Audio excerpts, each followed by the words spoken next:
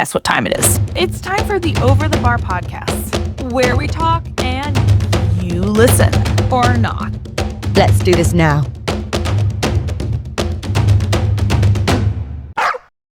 All right. Thanks for joining us again for another Over the Bar conversation. Today, I have a gentleman by the name of Victor. Victor, what's your last name? Vera. Vera. Okay. Vera, and V-E-R-A. you are from Mexico, right? I'm from Mexico City. Mexico City. Born and raised? Born and raised in Mexico City. Uh-huh. And 28 years ago, I moved to Puerto Vallarta. Puerto Vallarta. Yes. So just a little background. I didn't actually meet you until last year, but we caught up with you at a place called the Drunken Duck in Puerto Vallarta. That's right. I actually have pictures of you on the bar dancing with my wife and three other girls that were in our party. It was a lot of fun. Yeah. So today we're here to talk to you because you're touring up here in Canada. Yes. But let's you're from Mexico City. Yep. So let's just start there. You grew up there? I grew up in Mexico City. How was that? It was really good. Mexico City is a beautiful place. It's huge. It is huge. Massive. We flew in one time, and I couldn't believe the spread. It was like you look out one wing and you still can't see the end. Look out the other side and you still can't see the end. It's absolutely crazy. That's like right. How long does it take to get from the outskirts of Mexico City to the center of it? Well, I used to live in the north part of Mexico City. Okay. And work in the south part of Mexico City. So right across. Right across. So it took me 2.5 hours one way every day. Oh, from right out the outside? Yes. Oh, okay. So, I mean, that's why I moved. So that's part of the reasons I moved. So I guess for infrastructure is good there in Mexico City for freeways and stuff like that. It is very good, but it's too many people now. There are 26 million people. 26 million? 26 million. Jesus. So can you imagine 26 million people fighting over the same jobs, the same parking spots? And it's crazy, man. No, it is crazy. I can't. Traffic. So you started out, grew up in Mexico City, started working in like construction trades or something like that, or were you always in the music industry? No, I had my first band when I was 15. 15? 15 years old, yes. Okay. It was a heavy metal band called Sarek. And we performed in few venues, but it was more like a hobby because I was still in school. Okay. So, well, after that, all my bandmates did something else. They studied their careers. Two of them are psychologists. The other one, it's a doctor. He's a doctor. So, we all took different paths. Okay. I studied the business administration career. So I was in sales all my life. Okay. In sales. Like car sales or insurance No, well, the last, basically everything. But my last job was about selling batteries for solar energy. Oh, okay. And my one and only client, because I was hired to attend that client, was Telmex. So I was doing well. Now, Telmex, that's the cellular company in Mexico. That's pretty much all of it. The telephone company, yes. Yeah, okay. That's right. Okay. Mm-hmm. So so you were in a band at 15, and then that split up. And then when did you get back in? Like, when did you say, okay, enough of this sales bullshit? Let's get into... 28 years ago, I told my wife, you know what? I want to do what I love, and I love singing. So I'm moving to Puerto Vallarta. Are you going with me? She said, of course I'm going with you. Yeah, so... Oh, that's a good thing, yeah. That's when the adventure started.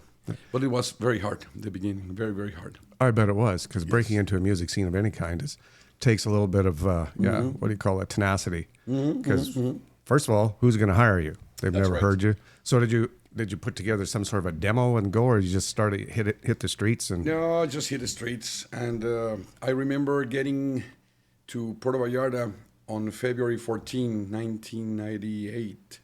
So I took my wife out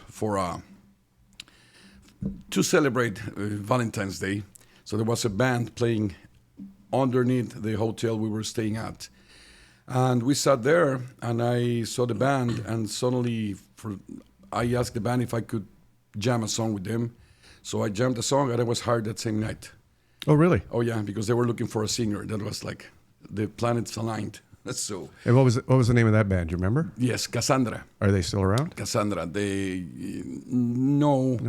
The guy who hired me, the owner of the band, he has different projects now. He's still on, but not with Cassandra. Okay. Yeah. So you started with Cassandra, and how long did that go for? From 1998 to 2020. 2020. Okay. 2020. And that's when you decided, okay, that's enough of. It's time to put me in charge of my destiny. That's right. Okay. That's right. And that's when the Gecko Band was formed? That's when the Gecko Band was formed. It was 26 years ago. Okay. And all still the same members, or No. gone through? No. No, they. You're the they original? changed. I'm the only original now. The only original. Yes. Okay. 26 years you've been Yes, doing sir. this. Mm-hmm. Crazy. So, in the 26 years, I'm assuming you started out in Mexico City. Or no, you said you moved to Puerto Vallarta, right? Yes. And that's where you started there. That's right. Just like straight to the Drunken Duck, or? No, I started in a place called, it used to be called Cheeseburger in Paradise, Hawaiian franchise that was right on the Malecon, in the main boardwalk Yeah. of Puerto Vallarta. And I started with Cassandra, actually. But for some reason, the ladies had an issue, I don't know, so they decided to stop the music. And when we were picking up our things, they said, you know what, we're just changing the concept, but we don't want you to leave. Can you create a band? Can you form a band, a new band?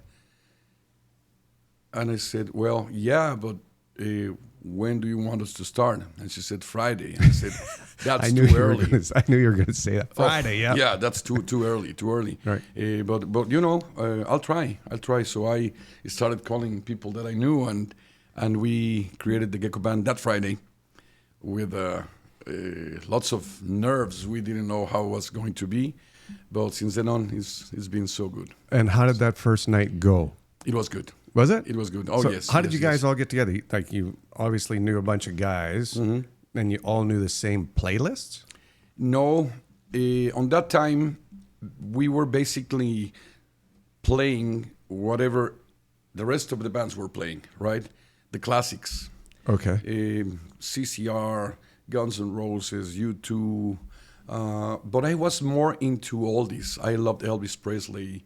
I loved Chuck Berry, Freddie King. So the Marmalade, all those bands. Yeah.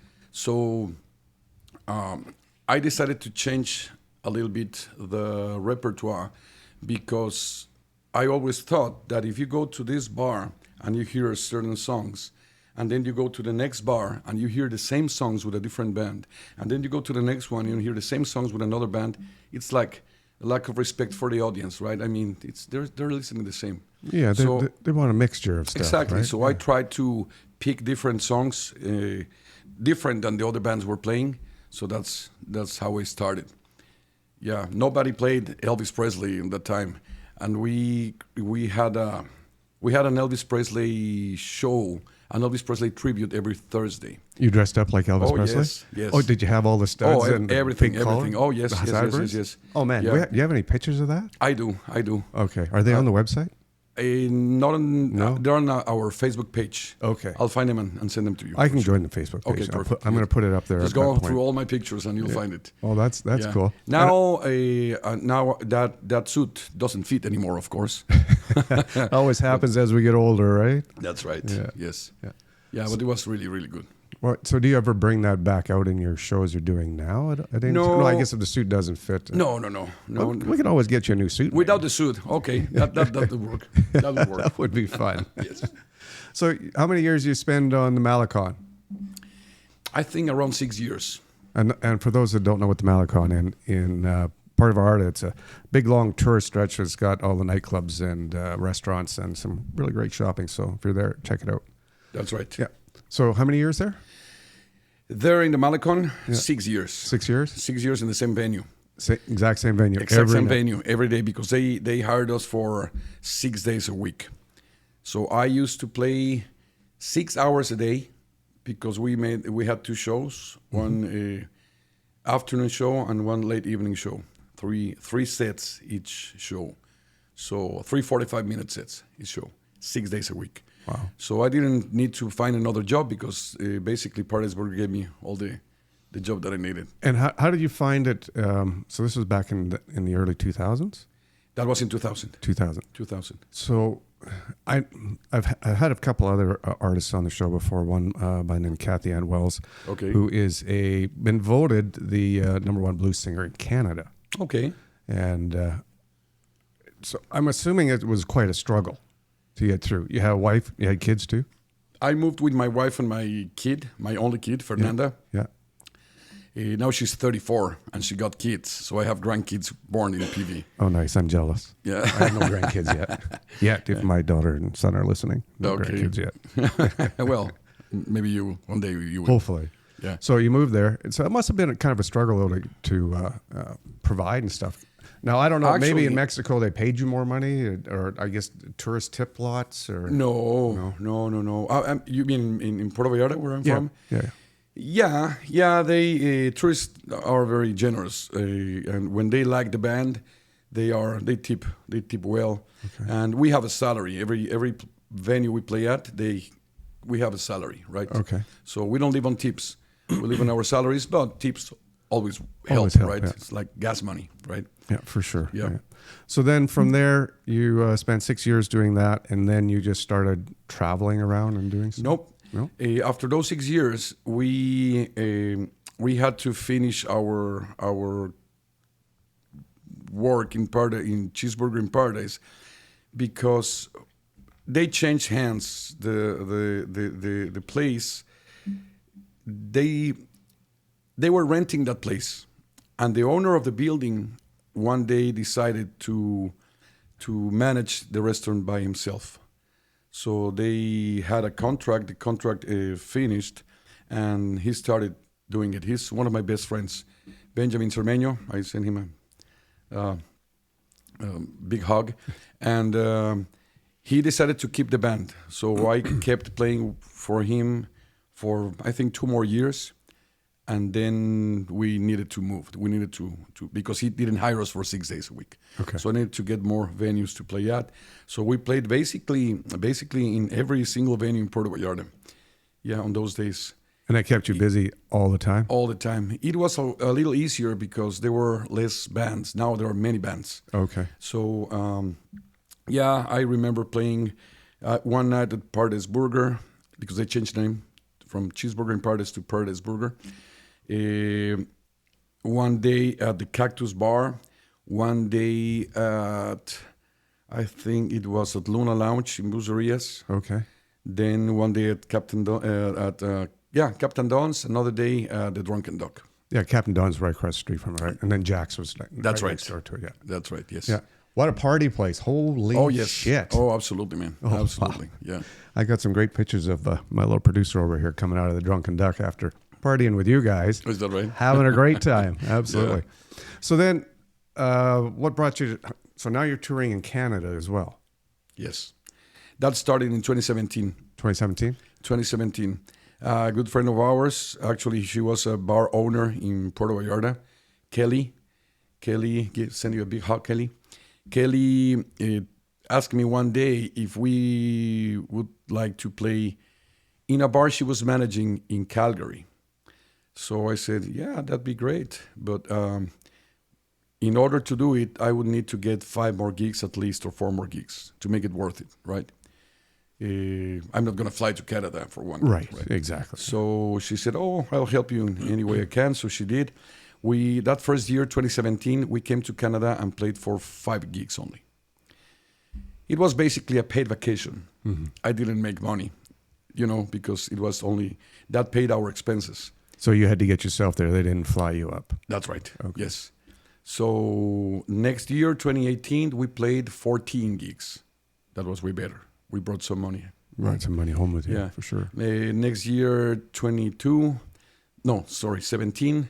Next year, 22, 35, 40, 49. And this year, which is our 8th year, we're looking for 50 gigs. Oh, nice. We have 50 gigs confirmed. So do you don't back those right up to each other, do you? Or what, sorry? You don't play them back to back, do you? No. You take some time off and get to go touring around or something, having a good time? Yeah, every year is better because every year we organize it better. My wife is the one who organizes the tour. She's our tour manager. Oh, she traveled with you as well? She travels with us, yeah. Nice. And that's amazing because, there's no one who could do that better than she. Good. And she does. She's very good. She's way better organized than I am. She's got the business head on her. She's got a business head on it. That's right. You're the talent. She's the business. That's right. Perfect. So she organizes the routes very well. The ideal thing would be starting here and finishing here. Right. And when I was organizing it, I was like, right? So, That's all over the place. So she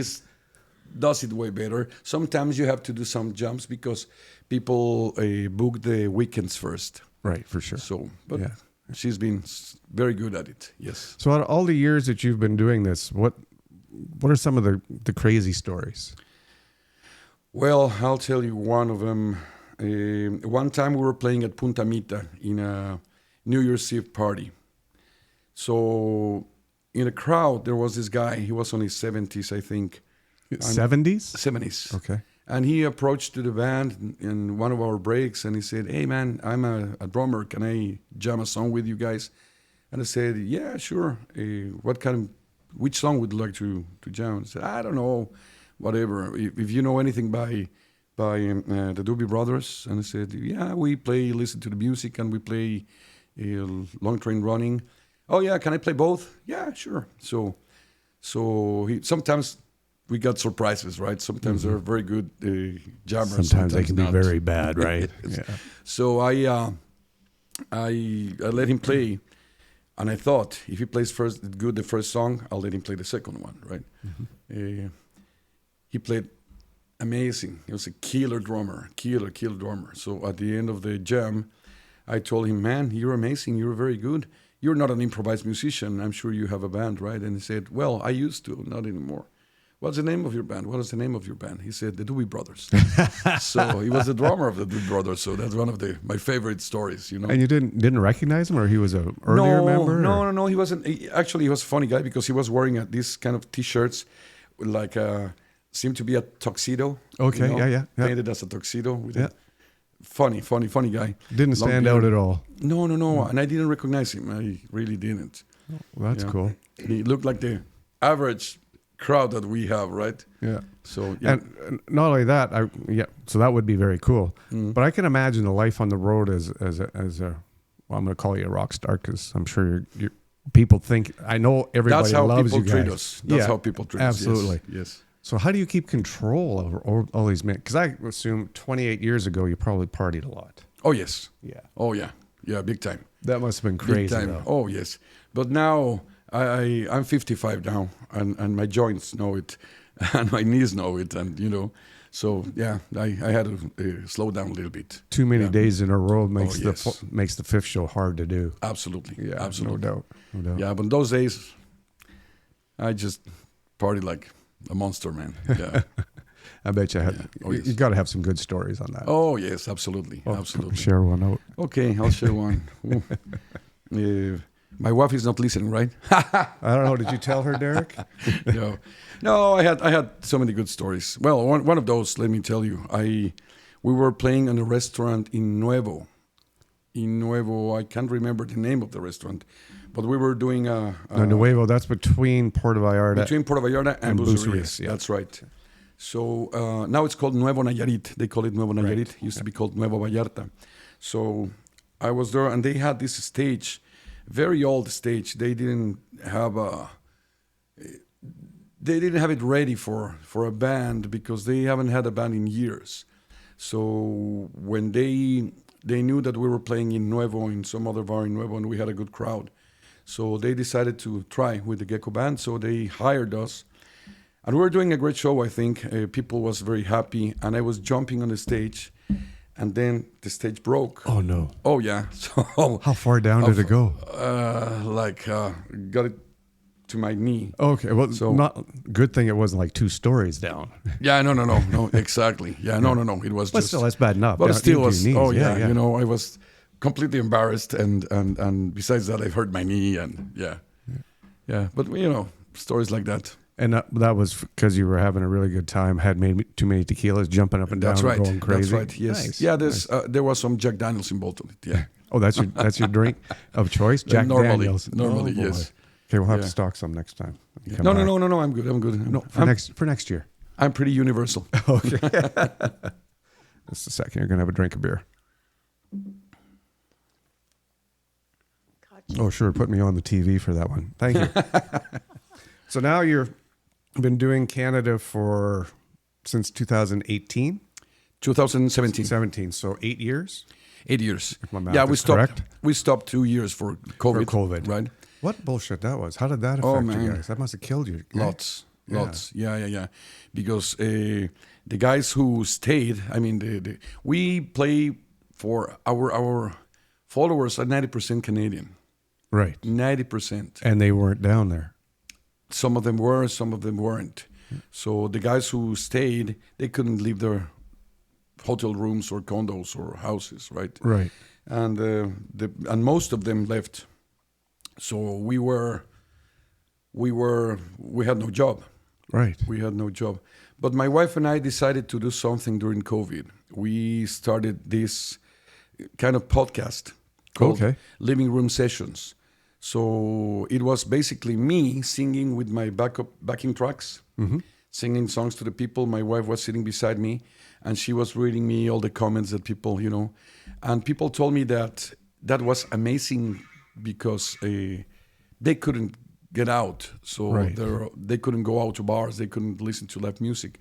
So the only entertainment they got was our show that we made it every day around 7:00. And so was that with video or just Video. Oh, nice. Yes. Like on YouTube. It was a live broadcast. On YouTube? No, it was live in Facebook.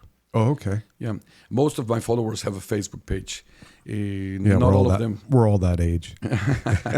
So that was a Facebook broadcast, and it was amazing. And so Rosie my wife was reading, "Hey, Derek Han is here. Say hello to Derek. Hey, Derek, how are you, buddy? Blah, blah, blah." Oh, they were tuning in from all around the world. Yes. Cool. Yeah, friends from Michigan, friends from Arizona, my friends from Canada, in Mexico City, everywhere. So yeah, because no one could go anywhere. So did they lock everybody down in Mexico too? Everybody. Shut it down. Oh yes. For how long did they do that for?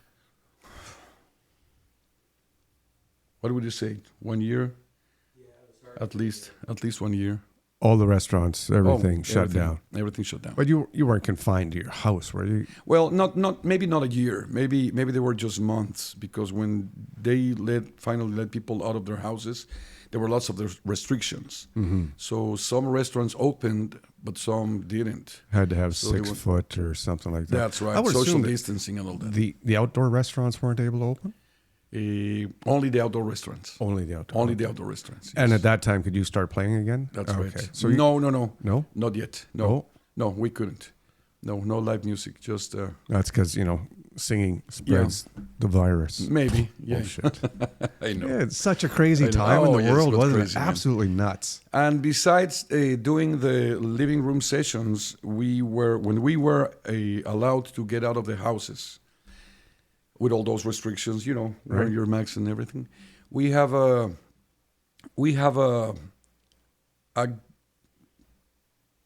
association, a group of people called the Hand to Hand Brigade. It's not a foundation per se, because we're not constituted yet, but it's the Hand to Hand Brigade. It's a group of people that we gathered to help in difficult situations like floods, earthquakes. And we started it because a friend of ours had a daughter with cancer, so we started doing fundraisers for her. So when you say fundraisers, you're talking like musical events? Like musical events. Okay. That's right. So we had that before COVID. And during COVID, what we were doing was providing, I don't know how to say in English, all this equipment for protection, the masks and everything. Right. Sorry? PPE, exactly, PPE. Because the government didn't give it to doctors or nurses or ambulance drivers. Nada. So we decided to help through the Hand to Hand Brigade and provide all this PPE to the people who needed it. So my wife and I were going out to the hospitals and to the police stations and firemen stations, and so providing all those. That must have been extremely hard, because I know that there's the average wage isn't a lot in Mexico, and employment is it high unemployment in Mexico? Because a lot of it is based around tourism, is it not? Yes, it's mostly it's a regional thing. Puerto Vallarta, it's not low, but in Mexico City and the bigger cities, there's a lot of unemployment. So Yeah. because we have some friends that are a friend that lives on Cozumel, Okay. and she started a food drive for Mexicans that because of in the tourist trade. I mean, Okay. there's no tourists. Yeah. Everybody goes. Yes. You go broke. You go hungry. Right? Absolutely. Yeah. So I think there was a lot of these charity organizations Lots of them. doing stuff like that. So Lots of them. Yes. I guess the basis of my question is, how did everybody fare once? Like, how is it doing down there now? Like, has it snapped back at all since COVID hit and they released restrictions? There are no restrictions anymore. No. I mean, have the tourists all come back? And, Oh, it's all everyone. back to- Everyone. Okay. Actually, after COVID, we had the biggest crowd in PV. Because they wanted to go out right away. Right. So yes, and They during had cabin fever. They needed to get out. Absolutely, yes. And we had really good stories from those days because other people who saw our living room sessions, they decided to do something like that to make money. Okay. I don't judge them because there was no jobs in PV on those days. So some people used to, it's like doing a kind of broadcast and podcast. And here's my bank account if you would like to help us with some money during this hard time.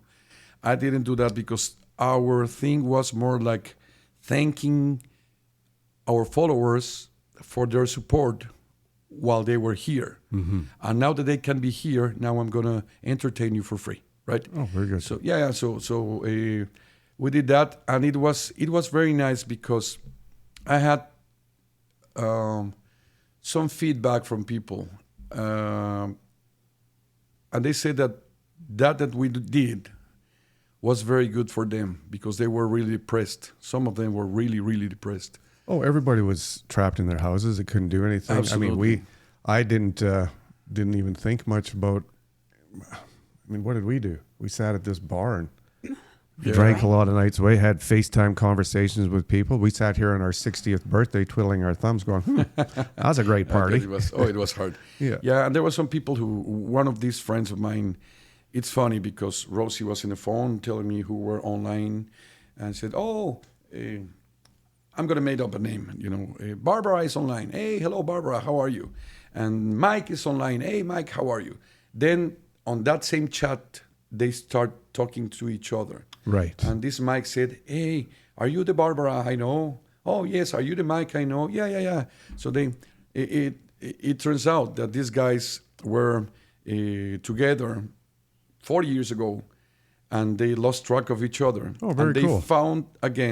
They found each other again at that broadcast. On your podcast. On our podcast. And they started, so hanging out again. How many followers do you have now on your Facebook page then? On the Facebook page, we have 17,000. 17,000, nice. Yeah, 17,000, yeah. Now, you guys have just released a CD, correct? That's right. Okay. Whiskey and Wheels. Whiskey and Wheels. That's right. Is it available online at all? It's available on Spotify, YouTube Music, everywhere, yes. All right. Yes. So how long has it been up there?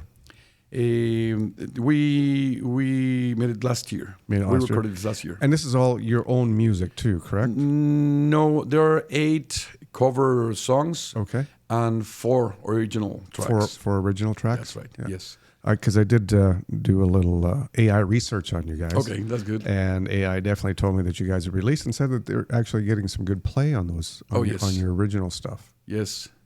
Yeah. What? You don't make much money off Spotify though. No. Though they take it all. No. So where does an artist make his money from now then? Performances. Just performances. That's right. Yeah. Unless you get a big contract with some record company. Yeah, exactly. Yeah, but no, now it's hard to make money out of. I mean, for us, the big ones that make a lot of money. Oh yeah, for sure. Like but if you're Jelly Roll, sure. Exactly, right. Yeah. But no, we don't make money out of it. But it's good because that gives you some exposure and people can listen to your songs and yeah. Now, And you can share your songs easier. Do you guys actually sell CDs at your shows then and stuff? Yes, we do. Okay, so people still buying CDs. It's funny because most of them don't have a CD player anymore. Well, I was just going to say that. I mean, most of you get your phones, everything's digital downloads. I realized that after we released the CD and said, well, why a CD? I don't even have a CD player.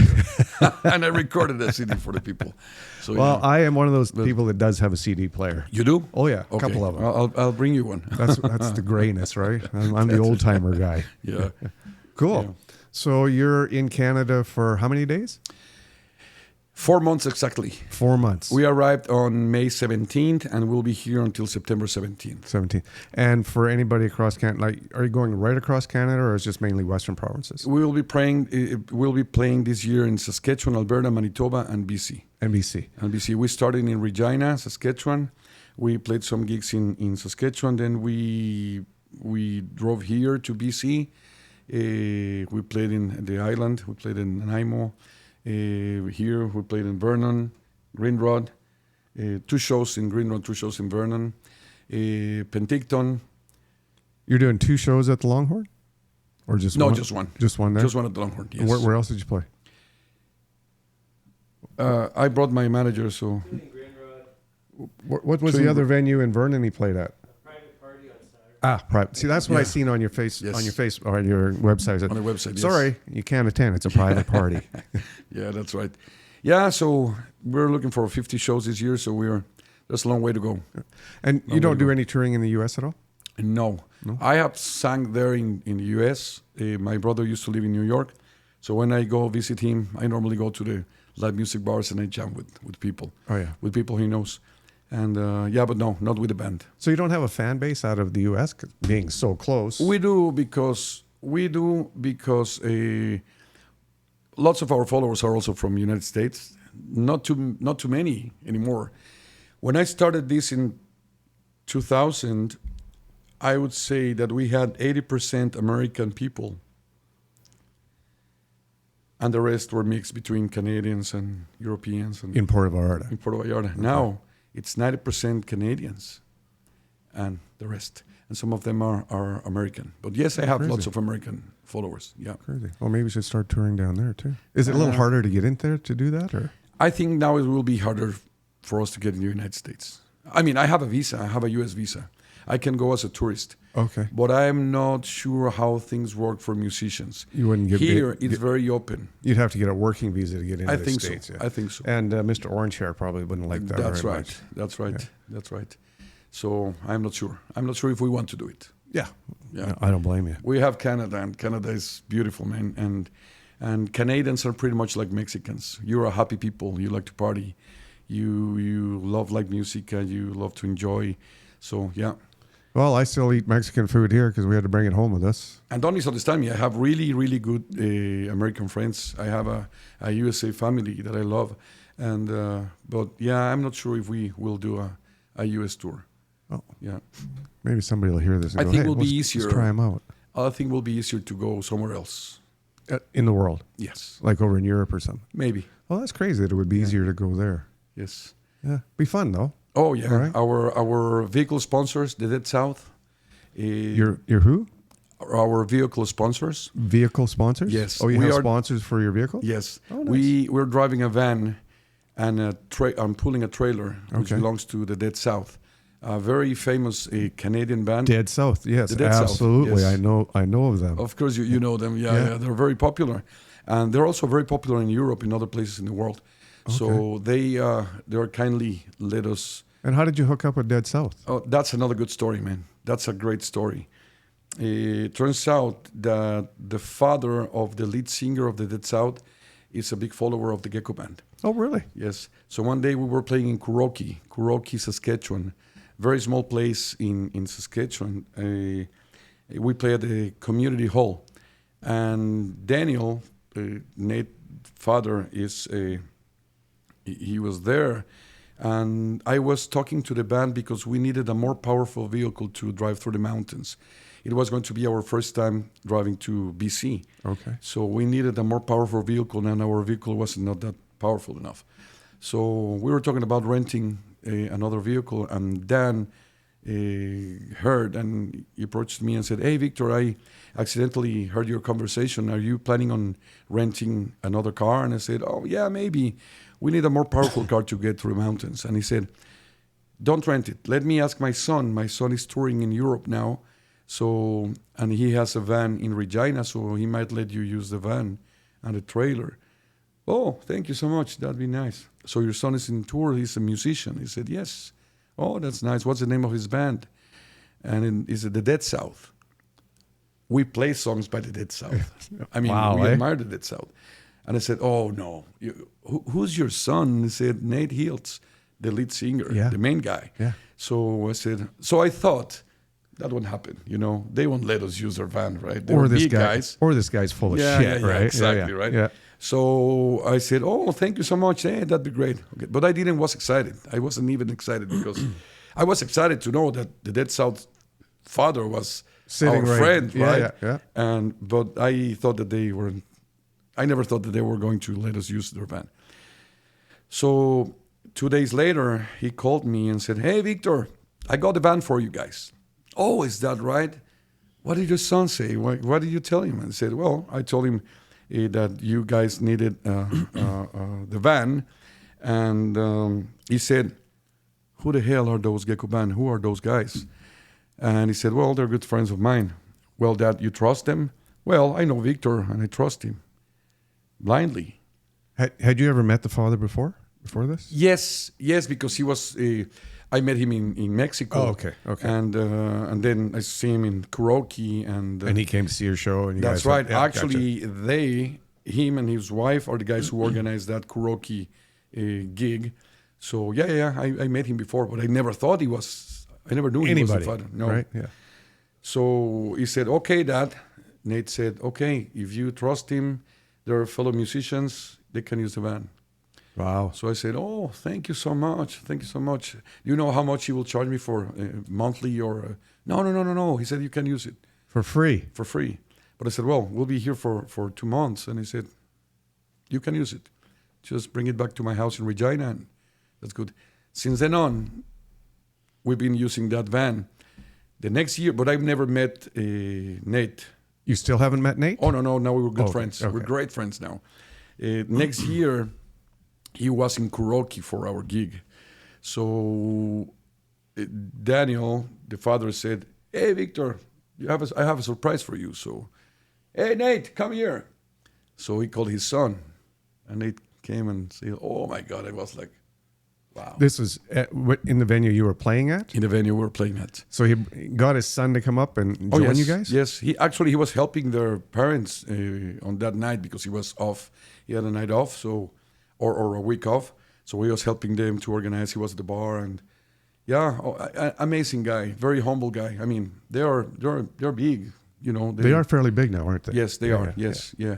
And they are very well known in Europe, and they played in Switzerland, and they play everywhere, and they're very, very popular. We went to see them in Mexico City. They were playing in Mexico City and this venue, this big amphitheater, this theater, and we were there. And I told him that we were going to be there, and he say hello from the stage, the Gecko Band, and it was, made us feel really good. So we've been good friends since then on. Have you ever had the opportunity to open a show for them or anything? Not yet. Not yet? Not yet, but I'm we'll hoping talk you about get that. it. Oh, hopefully, yes. Yeah. Yes. That'd be great exposure. Yeah. But he have jumped on our stage and have sung with us those songs that we play Dead South. Oh, perfect. Oh, that yeah. must make the crowd go wild when that happens. Man, Just off the roof, right? Absolutely. Sweet. And it's funny because we're driving the van. It says the Dead South in the trailer. Yeah. And I bet sometimes you- people stop us and say, "Hey," and they Dead say, South. they think that we're the Dead South. Yeah. Yeah. Until they look It's in funny. there and go, no, Yeah. that's not them. No. Hang on, 911. That's right. Yeah. There's a bunch of Mexicans who stole the Dead South Stole van. van, Yeah. That's right. Oh, that's very cool. So you're here till 4 months into the end of September. That's right. We can find all your stuff, on all your dates online, and that is thegeckoband.com. The Gecko Band, GeckoBandCanadaTour.com. GeckoBandCanadaTour.com. Okay, I'll put it up on the screen. Yeah, anyway. www.thegeckoband, not the Gecko Band, Gecko Band, Canada Tour. I don't know. What does it say on their website there? Gecko Band Canada Tour.com. Gecko Band Canada Tour. Yeah, that's right. That's right. .com. Yes. Okay, there .com, we got yes. it figured out. Sorry. You're tonight. Since my you're wife is helping me with all this logistics, I'm just the singer of the band, man. She's the boss. I don't know anything. Should be. You're not answering just these questions. you're not just the singer. One of the greatest performances that I seen from a bar band was last year, Okay. and it was you. Okay. You were sick as a dog. Oh, I was. Man, I couldn't believe the sweat that was pouring. Derek, your Grinrod manager. Yeah. He's telling us that you're sick, and I'm like, holy shit! And you performed. Wow, I would have never known. So hopefully, I know that like this podcast isn't going to be up for a couple of days, but if anybody gets a chance to come look on your website, find out the dates, you won't be disappointed. These guys can fucking rock. Thank you so much. And I'm looking forward to seeing you guys tonight on your show. Absolutely. And you know what, dude? Thanks for coming out. Thank you so much, my friend. Hope you guys have a great success here in Canada. Thank you. And I hope that you get that opening with Dead South. Oh, absolutely. I'll let you know. All right, Victor. I'll let you know for Cheers, sure. man. Thank you, brother. Have a good one. Thank you so much.